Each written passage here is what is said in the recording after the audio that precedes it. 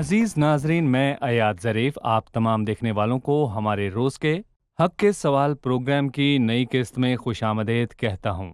ہمیشہ کی طرح حق کے سوال پروگرام انسانوں کے سوال کرنے کے حق کا احترام کرتا ہے اور ہم سوالات کے بائبلی اور منطقی جواب دینے کی کوشش کرتے ہیں۔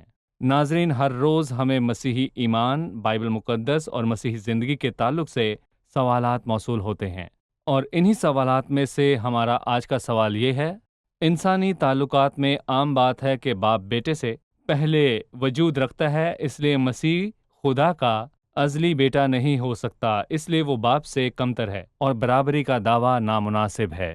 لہٰذا کیا یہ سچ ہے؟ مسیح کی ابدیت کے کیا ثبوت ہیں کہ وہ خدا کا بیٹا ہے؟ سوال کا جواب جانیں گے ہم ایک وقفے کے بعد۔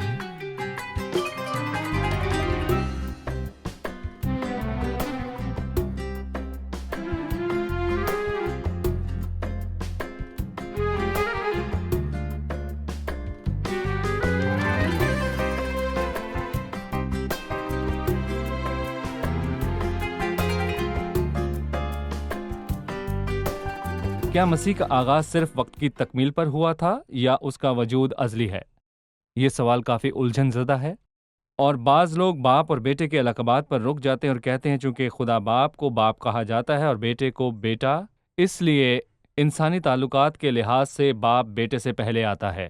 لیکن یہ سچ نہیں ہے کہ باپ بیٹے سے بڑا ہے، یہاں تک کہ انسانی تعلقات کے لحاظ سے بھی، کیونکہ باپ اسی وقت باپ بنا جب اس کا بیٹا پیدا ہوا۔ بیٹے کے پیدا ہونے سے ایک سیکنڈ پہلے وہ باپ نہیں تھا۔ جی ہاں، وہ ایک ذہنی شخص کے طور پر وجود رکھتا تھا، لیکن وہ باپ نہیں تھا۔ لیکن یہ انسانی لحاظ سے بات ہے، لیکن ہم انسانی تعلقات کی بنیاد پر اس خیال کو لے کر الوہیت کے اکنوم پر اطلاق نہیں کر سکتے، کیونکہ باپ اور بیٹے کے درمیان تعلق انسانی تعلق سے جو ہے وہ بڑھ کر ہے، یعنی جیسے باپ اور بیٹے کا تعلق ہے۔ باپ اور بیٹا اور روح القدس ایک خدا کی تین شخصیت ہیں، کلی طور پر برابر اور کلی طور پر مساوی ہیں۔ لیکن اس قسط میں مسیح خدا کے ازلی بیٹے کی اصطلاح کے معنی پر زور دوں گا۔ کیا مسیح ازل سے وجود رکھتا تھا؟ کیا مسیح ازلی وجود رکھتا تھا اس سے پہلے کہ وہ وقت پورا ہونے پر دنیا میں آتا؟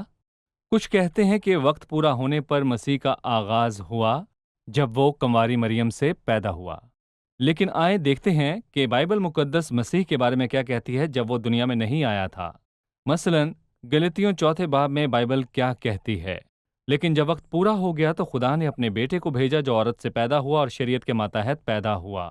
لیکن جب وہ کہتا ہے جب اس نے اپنے بیٹے کو بھیجا، اس کا مطلب ہے کہ وہ اپنے بھیجے جانے سے پہلے وجود رکھتا تھا، وہ ازل سے وجود رکھتا تھا، اور پھر وہ اپنا کام کرنے آیا، یعنی اس سے پہلے کہ وہ وقت پورا ہونے پر عورت سے پیدا ہوتا، وہ ازل سے وجود رکھتا تھا۔ اس لیے جس طرح مسیح نے اپنے بارے میں خود کہا کہ وہ دنیا میں آ رہا تھا اور دنیا سے جا رہا تھا، جب وہ کہتا ہے کہ وہ آیا تو اس کا مطلب ہے کہ وہ دنیا میں آنے سے پہلے ہی وجود رکھتا تھا۔ لیکن میں چند ایسے حوالے پڑھنا چاہتا ہوں جو واضح طور پر خدا کے بیٹے کی ازلیت کی وضاحت کرتے ہیں۔ میں دوبارہ کہوں گا، خدا کے بیٹے کا مطلب انسانی تعلق سے بالکل فرق ہے، جس میں بیٹا باپ سے پیدا ہوتا ہے، یہاں ایسا بالکل نہیں۔ لیکن خدا کے بیٹے کی فرزندیت کا مطلب ہے کہ وہ خدا کے برابر اور مساوی ہے، وہ خدا کا نمائندہ ہے۔ اور یہودی بھی یہی سمجھتے تھے جب مسیح نے انہیں بتایا، میرا باپ اب تک کام کرتا ہے اور میں بھی کام کرتا ہوں۔ اس لیے انہوں نے اسے قتل کرنے کی کوشش کی۔ لیکن کیوں انہوں نے اس پر کفر کا الزام لگایا؟ کیونکہ یہودی یہ بات اچھی طرح جانتے تھے کہ میرا باپ اور میں خدا کا بیٹا ہونے کے الفاظ کا کیا مطلب ہے، یعنی خدا کے برابر ہونا۔ اس لیے انہوں نے اسے بتایا، تو انسان ہو کر خود کو خدا کے برابر بناتا ہے کیونکہ تو کہتا ہے کہ خدا میرا باپ ہے۔ کیا ایسی آیات ہیں جو ہمیں بتاتی ہیں کہ مسیح کی فرزندیت ازلی ہے اور وہ خدا کے برابر ہے؟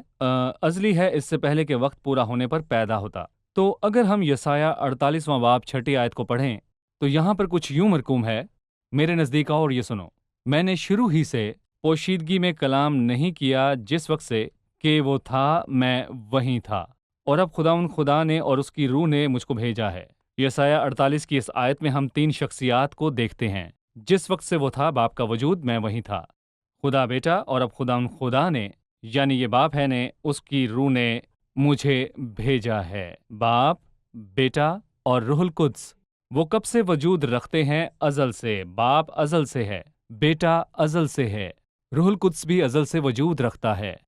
یعنی ایک ہی آیت میں، یسایہ 48ویں باب کی 16ویں آیت میں، اس نے 3 شخصیات کو دیکھا اور ہم نے ایک خدا میں 3 شخصیات کی ازلیت کو دیکھا۔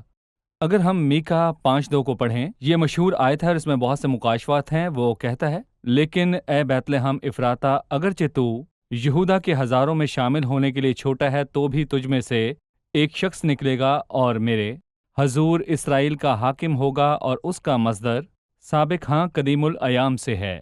ناظرین مہربانی سے اگلے الفاظ پر توجہ دیجیے گا۔ لکھا ہے تجھ میں سے ایک شخص نکلے گا، وقت پورا ہونے پر وہ آئے گا، تجھ میں سے نکلے گا بیت لحم میں آمد۔ ٹھیک ہے، وقت پورا ہونے پر کون بیت لحم میں آیا تھا؟ وہی جس کا مصدر زمانہ سابق قدیم الایام سے ہے۔ یہ واضح ہے کہ مسیح بیت لحم میں پیدا ہوگا جس طرح نبوت میں لکھا ہے، اور اس کی شروعات بیت لحم سے نہیں بلکہ اس کا آغاز ازل سے ہے، زمانہ قدیم سے۔ یہاں اس آیت میں 2 آمدیں ہیں، ایک ازلی آمد اور ایک وقت پورا ہونے پر آمد۔ خدا کے ازلی بیٹے کے طور پر اس کی ازلی آمد، لیکن ابن آدم کے طور پر بھی اس کی آمد ہے، کیونکہ جب وقت پورا ہو گیا تو وہ بیت لحم میں پیدا ہوا تھا۔ پھر ازلی خدا کے بیٹے کا وجود ہے اس سے پہلے کہ وہ بیت لحم میں پیدا ہوتا۔ یہ آیت ہمیں ایک اور مکاشفہ دیتی ہے مسیح کے بیت لحم میں لازمی آمد کے تعلق سے۔ ہم سب جانتے ہیں کہ یوسف اور مریم ناصرت میں رہتے تھے، لیکن کلام کو پورا کرنے کے لیے کہ مسیح بیت لحم میں پیدا ہوگا، کیسر اوگسطس کی طرف سے ایک حکم جاری ہوا کہ سب لوگ اپنے آبائی شہر جائیں جہاں وہ پیدا ہوئے اور اپنا نام لکھوائیں، اور یوسف اور مریم بیت لحم گئے کیونکہ وہ اسی شہر کے رہنے والے تھے، تاکہ وہ وہاں اپنا نام لکھوائیں۔ اور مسیح کی پیدائش کا وقت آ پہنچا، اس لیے مسیح بیت لحم میں پیدا ہوا تاکہ میکا 5:2 کی پیشن گوئی کو پورا کرے۔ اگر ہم امثال 8:23 پڑھیں تو ہم حکمت کو دیکھتے ہیں، اور یہ حکمت جو بات کر رہی ہے، اور یقیناً ہمیں تلاش کرنے کی ضرورت نہیں کہ یہ حکمت کون ہے۔